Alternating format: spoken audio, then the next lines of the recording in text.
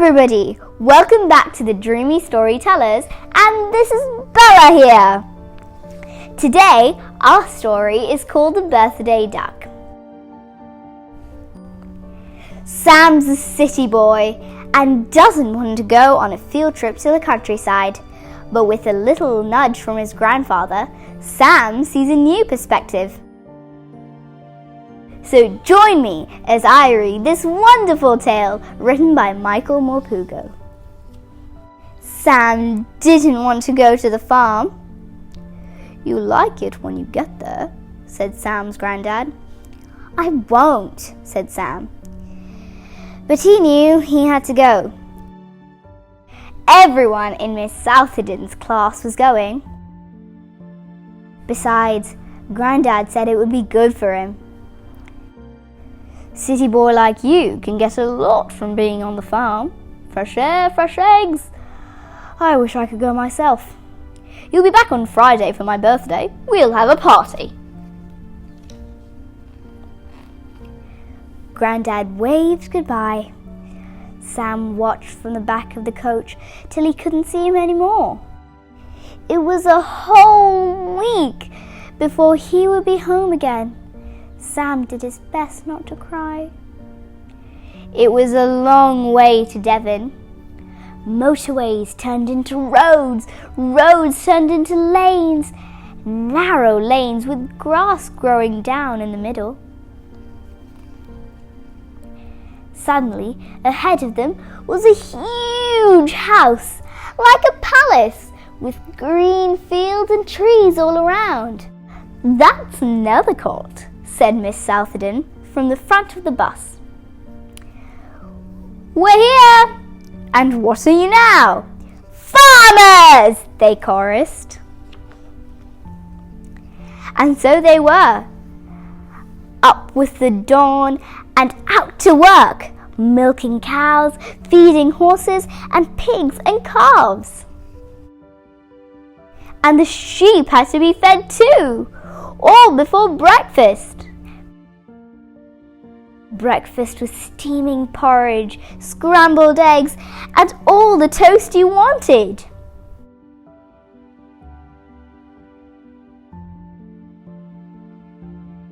And there were sheds to muck out, hens and ducks and geese to let out, eggs to collect. There was even a bull, but you weren't allowed in the field, just in case. Sam didn't have time to miss Grandad. They worked all afternoon too, and even then it wasn't finished. In the evening, the cows had to be milked again. And do cows make a mess? The lambing sheep were brought into the barns for the night. The pigs fed, the horses groomed, and the hens and ducks and geese shut up in case the fox came skulking down the lane. Sam worked like a Trojan, ate like a king, and slept like a log. The farmers were kind and smiling, especially the old gardener who brought the vegetables into the kitchen. He had silver hair like Sam's Grandad. Sam loved every minute of it, even when they had to muck out the stinky sheds or clear a field of stones so the corn could grow through the spring. But best of all was when a lamb was born, warm and wet and steaming in the frosty air. He watched her breathe her first breath and walk her first step and drink her first milk. He had so much to tell Grandad, only Lisa didn't enjoy it. "My feet hurt, miss. My back aches, miss. It's cold, miss." All week she never stopped moaning. Tuesday was market day. It was the first thing Sam hadn't liked. In the auction, there was a red-faced man who twisted calves' tails to make them move. He even kicked them. and all the time he laughed like a drain. Sam couldn't bear to watch him. He went outside and looked at the ducks and chickens instead. They were huddled together in the backs of their cages. But only one of them, a lovely snow-white duck, stood by the wire and quacked at him. Sam touched his soft feathers with his finger. "Out of my way!" It was a red-faced man. "That's my supper you're looking at," as he grabbed the duck by the feet. "You're not going to eat him!" cried Sam. "You can't!" "You got a better idea," laughed the red-faced man. Sam didn't have to think about it. "I'll buy him off you," he said. He took out all his money. "I've got £5. "It's a deal," said the red-faced man. He took the money, and Sam was left cradling the duck in his arms. What was he going to do with him? What would Miss Southerton say? Quickly he slipped the duck into his sports bag. "No quacking," he whispered. "Please." All the way home to Nethercott, he was worried what to do. He walked at the back well and away from the others, just in case.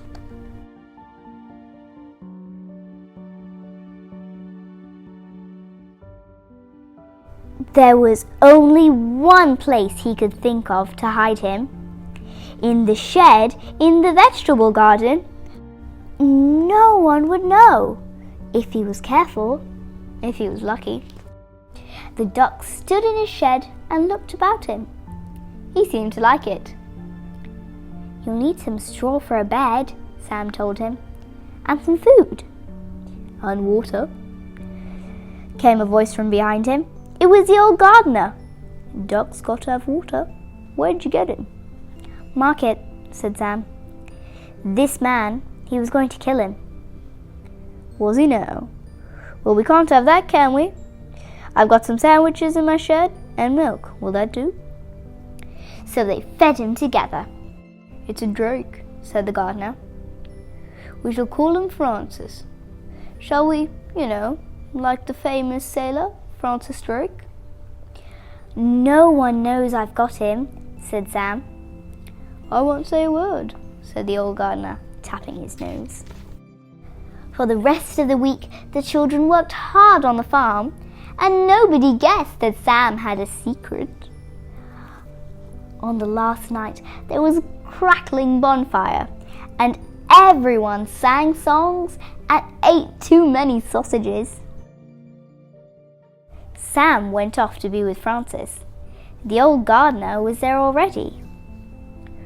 "What are you going to do with him?" he asked Sam. Sam had worked it all out. "Birthday present for my Grandad. He'll be 70 tomorrow." "Same age as me," said the gardener. "He's a lucky man to have a grandson like you." The next morning, the old gardener was waiting for him in the shed. Together, they settled Francis deep down in his sports bag. "Good luck," said the old gardener. Sam ran for the coach.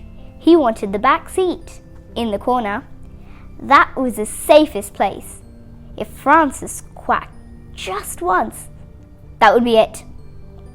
He waved goodbye to the gardener until he couldn't see him any more. They only stopped once. "Lunch," said Miss Southerton. "Everyone out." Sam didn't want to leave his bag behind, but Miss Southerton said he had to. When he'd finished his picnic, he ran all the way back to the coach. Someone was there before him. Lisa was bending over the back seat. "It quacked," she said. "You've got a duck, I'll tell." Then Lisa was running up to the front of the bus.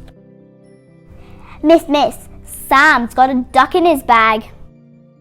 Quickly, Sam took Francis out of his bag and hid him under his coat. "Don't be silly, Lisa," said Mrs. Southerton. "All week you've been nothing but a nuisance, and now you're telling me silly tales." "But Miss," Lisa cried, It's true! He's got a duck, honest! Everyone looked at Sam. He shrugged his shoulders, sighed and held up his bag upside down. Lisa's mouth opened and shut, just like a goldfish. Sam smiled sweetly, but it was a very long journey home. Sam couldn't wait to see Grandad. He ran up the steps to the flat. "I'm back, Grandad!" he cried. He made Grandad sit down with his eyes closed, while he ran a bath for Francis to paddle in. Then he called Grandad in. "Ooh. For you, Grandad," he said. "Happy birthday." And he told Grandad all about Francis and the red-faced man in the market, and the old gardener down in Nethercott. "That's a lovely, lovely duck," said Grandad, shaking his head. "But Sam, we can't keep him here in the flat. It won't be right." "Why not?" "Listen, Sam," Grandad said. "A duck needs a pond. He needs friends too. Like you, like me. A duck needs his freedom." All evening, Sam tried to persuade Grandad to keep Francis, but it didn't do any good. "We'll talk about it in the morning," said Grandad. "Get some sleep now." Grandad got him up early the next morning. "What's up?" said Sam. "You'll see," said Grandad. They set off with Francis in Sam's sports bag, his head peeking out. There was no one else about. "Where are we going?" Sam asked. "You'll see," said Grandad, a twinkle in his eye. They were walking through the park in the early morning mist when Francis quacked. Suddenly, there were other ducks quacking. Sam could see a great dark lake and ducks swimming towards them. There were geese too, and moorhens and swans. They crouched down by the lake and let Francis go. He waddled into the water, settled himself, flapped his wings, shook his head, and cruised out to join his friends. What do you think? "I suppose we can always come and feed him," said Sam. "Every day if you like," said Grandad. "Look at him, Sam. That's a very happy duck, and I'm a very happy man. You know, I said you'd get a lot from being on the farm, but I didn't think you'd get a duck." Sam laughed. "You enjoyed it though, the farm?" said Grandad. "It was the best week of my life," said Sam. "But it's quite nice to be back with you." The end. Thanks for coming and listening to this story with me. Bye-bye.